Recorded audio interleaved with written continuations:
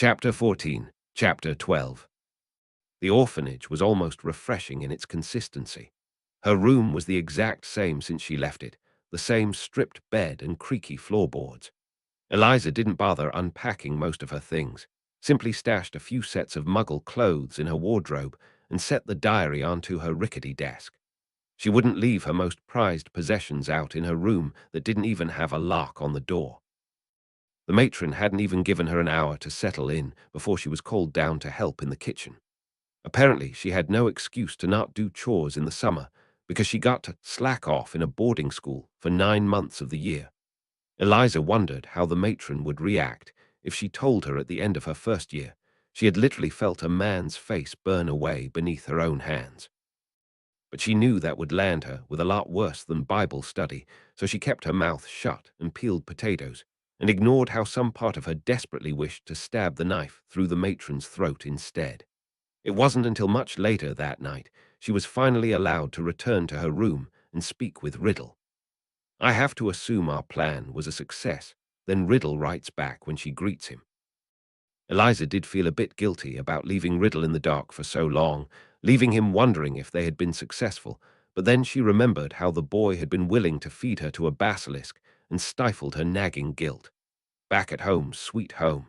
I can't understand why you spend your summers here instead of at one of your friends' homes. What's the point in them if you don't benefit? You're a sociopath. High-functioning one, darling. Eliza had to muffle a snort at that I planned to spend the last few weeks in Diagon. That is, of course, if you're no longer a thorn in my side, Eliza wrote back. Well, that depends on how quickly you can get me a soul, little star. No, that depends on if you have a trustworthy plan first. All in due time, Riddle writes back, but he doesn't speak again for the rest of the night. The days drag on. Eliza completed all her homework. Billy Motley tried to push her down the stairs, and so Eliza broke his arm in return. No one knows it was her, no one has proof, but they all avoid her for the next few days. You would think they'd remember to not pick a fight with me, but here we are. Just kill one of their pets, Riddle writes back to her. I find that's quite effective. The sadistic amusement coming off the diary makes her shake her head in exasperation. I'm not killing an innocent pet, Riddle. Unlike some, I'm not actually deranged. Then just kill the boy instead. Now, aside from reminiscing about pet homicide, have you come any further in your plan? But I do so love reminiscing over the past, Eliza. Have you ever been to the beach? 1 week faded into 2, 2 into 3, and Eliza was ready to crawl out of her own skin. She despised returning to the Muggle world, despised being kicked out of her home every summer, and she ached to be able to use her wand again instead of being stuck in this hellhole. The matron hadn't appreciated her cussing, and she had been made to spend another hour in the corner, arms out with heavy Bibles placed on top of them. The humiliation burned her more than the pain did. Devil Child might be my least favorite moniker. Stop getting into fights with the matron, Eliza. We both know it never ends well. Do you really have any room to talk, Riddle? You murdered a rabbit. I don't know why you fixate on the rabbit, little star. I assure you I've done a lot worse. Not the point. If you say so. I do say so. Don't pretend I've not noticed you dodging the question. Yes, well, in the 1930s, people were a lot less lax with child welfare. Riddle doesn't say anything for a while, and Eliza spends that time softly working out the kinks in her arms until finally he responds, I was exorcised once. What I don't recommend it, Riddle wrote back in a blasé tone, but Eliza knew better. I'm sorry, the diary went silent again.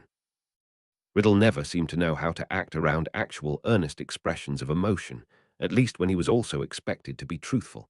It just made Eliza feel worse. At least she had found her court.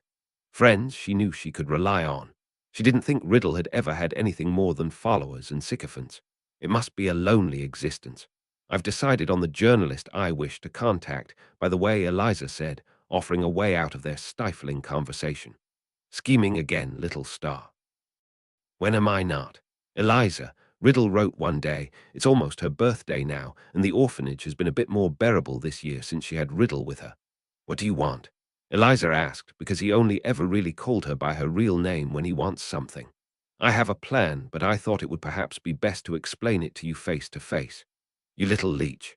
Eliza scrolled across the page. You want to take some of my magic. But it's not like you're using it right now, Riddle writes back sullenly. Eliza's hesitant to give up some of her magic. They can't kill each other, but they sure as hell can harm each other, and the thought of someone using her magic makes her feel uncomfortable. But Riddle is probably right. Their conversations would be a lot easier if they could talk face to face, instead of maintaining their pen pal facade. Reluctantly, Eliza slowly pulled some of her magic into her hands, delicately pressing it into the diary. Riddle's magic met hers, and Eliza cringed at the uncomfortable feeling of her magic being siphoned away. Eliza had no warning. Riddle doesn't gradually fade into existence. One moment there isn't anyone in the room but Eliza, and then Riddle is sat on top of her desk. He looked the same as he did in the chamber, if not a bit paler. He's not fully seated into reality. His edges flickered oddly, and he almost glitches if he moves too quickly, but it's enough. A slow, pleased smile spreads across his face as he flexed his fingers, almost as if he's playing arpeggios on an unseen piano. "Much obliged, little star," he said, and Eliza almost immediately regretted her decision when she heard that smooth, silky tone. "I can't get you a soul if I don't know your plan, so start talking, Riddle," Eliza demanded, and sat on the edge of her creaky bed to put some distance between the pair of them. "Always so straight to the point, aren't you, Eliza?" he poured, and then chuckled at her deadpan stare. "For you to know, my plan we're going to have a bit of a lesson first," Riddle said, fingers absently tapping against the desk, and even though they didn't make any noise, Eliza felt drawn to the movement. "In my second year, World War II began, the Blitz shortly after that. Most children were evacuated to the countryside, but I, of course, was in Hogwarts. By the time I returned to London, no one was willing to take in extra children, least of all an orphan brat, and I went through my first summer in the middle of the Blitz," Riddle said, in a detached tone.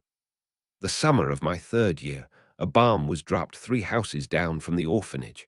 I had no wand, no money, and no food. All I saw were bodies in the streets and crumbling buildings, and soon my greatest fear became a very real possibility." He spoke staring out of the window as if he were seeing a very different set of London streets.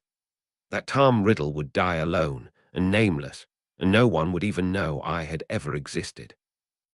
I had no material possessions.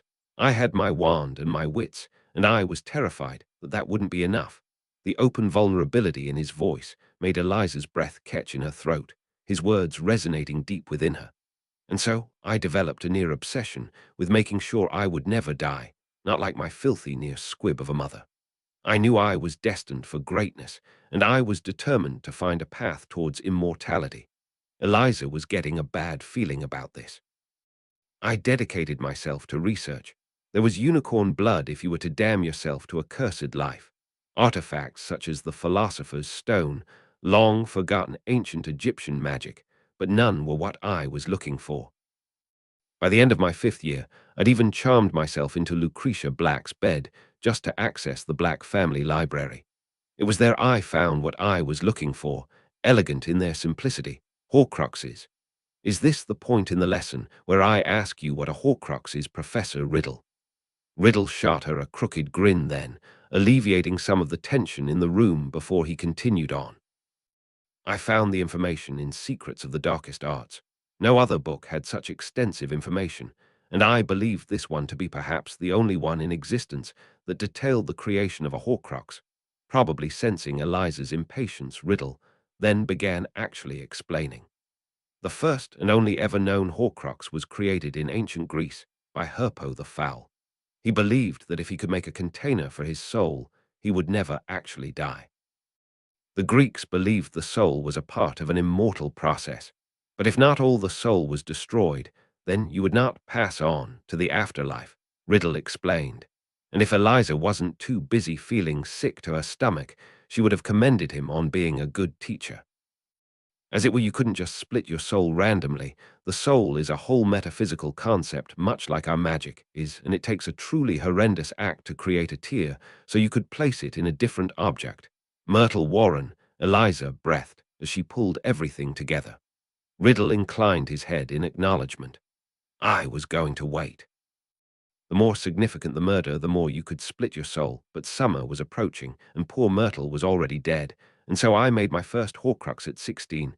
Me," Riddle finished, and the silence in the room was almost stifling. "How could you be such an idiot?" Eliza said, finally breaking the silence.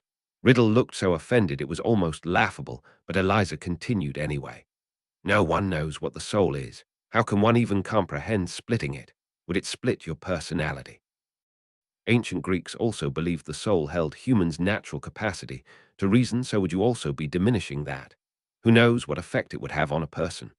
I think we both now know what effect it can have on a person, Riddle interjected bitterly. Huppo the Fowl never went insane.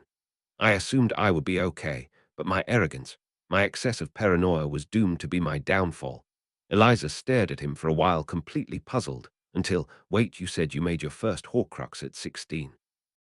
Don't tell me you made more. Eliza questioned in disbelief. At least Riddle was self-aware enough to look ashamed. I intended to split my soul into 7 parts, which I believe, if my counterpart went through with it, is what led him to his current insanity. As you said, little star, no one knows what the soul is, and I was incredibly foolish, damaging mine so. Eliza knew she could continue to chastise him, knew he would probably sit there and let her, but she also knew he would probably never let himself forget the mistakes he had made. Knew he would carry them with him like she carried her grudges with her. So, what are you going to do now, Riddle? Eliza asked, and watched as his head snapped up to regard her curiously. I will collect whatever soul you deign to give me. A muggle one will suffice. I just need to be corporeal as of now more than anything. Eliza nodded in agreement, already racking her brain over what sacrifice she would choose. I'll collect the pieces of my soul. I know most, if not all, of the objects I was planning to use, and I am confident to say I know myself better than anyone. He joked softly, and Eliza smiled back. From what you've told me, I'm now the most dominant soul, or will be once I become corporeal. I can then dispatch of the husk that is Voldemort and return to my original plans, Riddle said. Eliza can tell he's not telling her something, but she's honestly surprised he's been this forthright anyway, so she decides not to push her luck. I'm glad you've got a second chance, Tom, Eliza said, the vulnerability of her words making her wish she'd never said them. He studied her like he's never seen her before, and Eliza has to suppress the urge to shuffle underneath his stare. Eliza wouldn't allow him to make her feel nervous. He was dangerous, but so was she. As am I, little star, but make no mistake, I am not some misguided fairy tale hero. Voldemort and I are and always will be the same person. We are one across time and across souls. I turned to war because it was easier. I turned insane because of my own mistakes. But now I have learned, I'm ready to begin again. Here Tom quirks his lips and slides off the top of the desk. And that old fool never counted on me, having someone like you by my side. Tom disappeared back into the diary, leaving Eliza gulping at nothing but air. A beat later, his elegant handwriting appears on the page. I expect my payment soon, darling, insufferable git. Eliza refused to commit a murder on her birthday on the sheer principle of it. Instead, she had curled up in her room with her few new books, a surprising choice of gift, and talks about her readings with Tom, who's interested to see how magic theory has shifted over the decades. Theo and Blaze had both given her books, and Draco had given her a pair of dragon hide leather boots that Eliza fell in love with immediately. Daphne had given her a handmade book, the delicate binding holding it together. It was a book on cosmetic charms, on hairstyles and makeup and glamours. Family traditions that had been passed down from mother to daughter for centuries. There were even certain charms that were from the Potter family, designed to tame the typical curly mass of their hair, and Eliza felt oddly touched. Eliza had never had a family, but quickly Daphne was becoming the sister she never had. But she could tell Tom was growing restless, so packing up the diary into her messenger bag, alongside her shrunken-down Eliza, set out from the orphanage early the next morning. She doubted any muggle was going to willingly write to a talking diary, which meant she would have to find a secluded spot so she could coerce them into cooperating. She would also have to choose someone no one would likely miss. Murder investigations were best to be avoided after all. Thankfully, London had a high population of homeless people who fulfilled both of those requirements. Turning into a ginnel roughly 30 minutes from the orphanage, Eliza pulled her penknife out of her bag and carried on walking. Killing muggles is surprisingly easy work. Eliza had found one further into the ginnel, discarded cans of beers scattered around him. It was easy enough to get him to write in the diary, Eliza had simply held the penknife to his throat and softly coaxed her magic into his mind. Muggles were quite easy to manipulate, and soon the man was writing into the diary, shaking with every word, watery blue eyes, staring at her in fear as his life was slowly drained out of him. Turning paler and paler, eventually, the man slumped over dead in the alley. Eliza didn't even bat an eye, more focused on the steadily pulsing diary, until soon it wasn't just the diary there at all. Ink and parchment twisted into blood and bone, until finally Tom Riddle stood in front of her, solid and real in a way she had never seen before. Eliza watched curiously as he stretched languidly, reminding her of a cat. He paced around the alley, probably growing accustomed to having his own body again, and Eliza watched in quiet fascination. "Thank you, little star," he said earnestly, shooting her a wide, near-manic grin. His brown eyes alight with happiness as the early morning sun hit his face, dousing his cheekbones in the faint orange glow. She smiled back at him, caught up in his excitement. Eliza felt her heart thrumming in her chest, a nervous energy pulsing at her veins as they walked out of the alley side by side. She thinks to herself that finally she feels truly alive. They walked to the leaky cauldron in silence. Riddle walked next to her like he had never seen the world before, and Eliza enjoyed watching him watch the world around him. He tilted his head back and closed his eyes whenever the sun washed over him, stopped curiously near florist stands and old bookstores. His hands were constantly twitching by his sides, as if he was stopping himself from grabbing whatever caught his interest. It would almost feel like sacrilege to interrupt the peaceful early morning silence they walk in, so Eliza doesn't. They just keep walking. When they arrive at the leaky cauldron, she booked them both a room, and Riddle ruffled her hair before he ran off to acquire a wand. Eliza unpacked her trunk from her bag and rummaged around for her new books while she waited for Riddle's return. It doesn't take long, however, for her to fall back asleep, slumped over a tome on blood magics, wand loosely held in hand.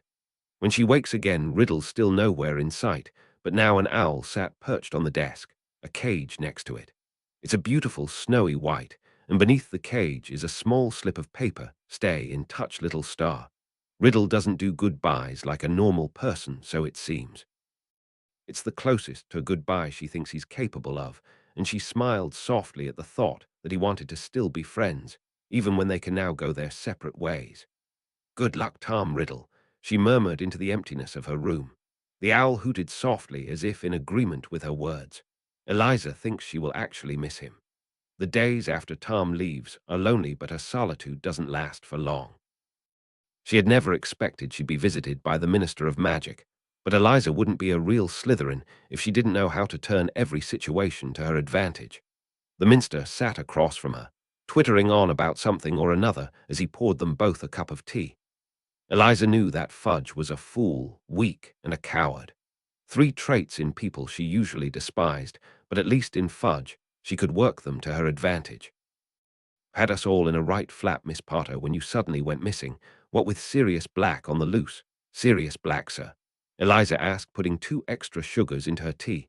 None of her friends had mentioned anything about a Sirius Black. All she had gotten from them were letters complaining about how she wouldn't let them see her over summer. "You mean you don't know?" He spluttered over his teacup. Eliza shook her head slowly in response. "I live in a Muggle orphanage over the summer, sir. I'm a bit cut off from the wizarding world. It's why I come here in the last few weeks of August," she explained, doing her best to look downtrodden. It annoyed her when she had to act pitiful, but if pity was the price for information, then she'll gladly pay it. Fudge looked distinctly uncomfortable at that. No one liked being reminded about how the wizarding world's savior had been shunted into a Muggle orphanage for years. "Well," he blustered, trying to recover, taking a hasty sip of his tea. "Sirius Black has just escaped Azkaban, first ever to do so, and as he was a big supporter of you-know-who, we're afraid. I mean, that is to say, he might come after you," Fudge explained under Eliza's level stare. Fantastic. She gets one homicidal lunatic off her back, and then suddenly another arrives to take his place. "So we thought it was best to check on you after we'd received word that you'd ran away. Well, as you can see, Minister, I'm perfectly fine here on my own," Eliza said with a winning smile, and ignored the blatant implication that she had been placed under observation. "And I'll be sure to tell all my friends about the lengths you've gone to look after me," she said, And just to lay it on even more thickly, she added on, "I'm sure the nation can rest easily knowing we have such a minister leading us." Fudge smiled. Her blindingly, and when he went to leave, he shuffled out of her room with a bounce in his step. Who would have thought it? Draco was right. The minster really was easier to play than a fiddle. It's 3 weeks before the book lists are due to be sent out when Eliza finally made her move. This morning's Daily Prophet's front page is splashed with Rita Skeeter's newest article, Hogwarts, Fact or Fiction. The headline reads, and Eliza happily opened up the Prophet to read the article as she sipped on her morning coffee. My dearest readers, you know I always aspire to give you the real truth of the world like you deserve, and I am ashamed to admit that I, alongside my fellow public, had allowed one story to escape my grasp. Until now. 3 weeks ago, I received a letter off an anonymous student attending Hogwarts. Their worry alarmed me, and I instantly started to work on the case, as is my duty as a journalist, and what I found my readers was shocking. Many of us reading this paper will have attended the prestigious Hogwarts. Many of us will have fond memories of its hallowed halls, but I'm afraid that dark truths have been hidden in Hogwarts' large shadow. Hogwarts, under the care of Albus Dumbledore, is said to be one of the best magical schools in the world. But what I have found contradicts everything we have been told.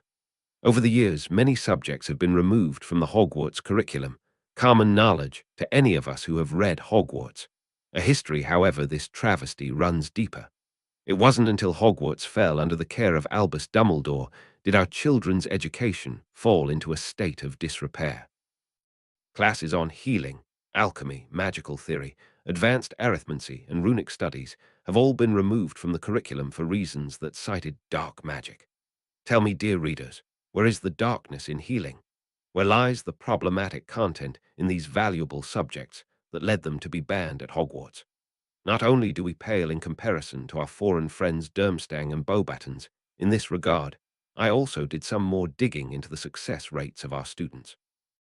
We have the lowest pass rate in the world when it comes to history of magic, thanks to Dumbledore's subpar staffing. Will we let our education system fall into a state of disrepair? Will we allow Albus Dumbledore to make a mockery of Hogwarts, the staple of the British wizarding world? The younger generation depends on us, dear readers, to fight for them, to fight for the education they deserve. This has been Rita Skeeter. I can only deliver the truth to you. It is up to you, my readers, what you do with it. Eliza grinned to herself as she finished reading the paper. Making copies of the clipping, she attached a simple note to each of them that simply says, "Rita Skeeter was a fabulous choice on my part, don't you think?" and sends her mail off with Hedwig, her new owl. Her court would probably want to kill her when they found out she's done another thing behind their backs, but Eliza simply added it to the list of things she'll have to tell them about when they get back to Hogwarts. She'll tell them all about her shares in the Daily Prophet right after she lets them all know she spent her summer resurrecting the Dark Lord. She was sure that would go down well. A few weeks after the article came out, the book lists were sent out to all students. Eliza was ecstatic to see that magical theory and alchemy were now optional classes for third-year students and up. She had told Tom she would beat his owl scores. She never shies away from a bet.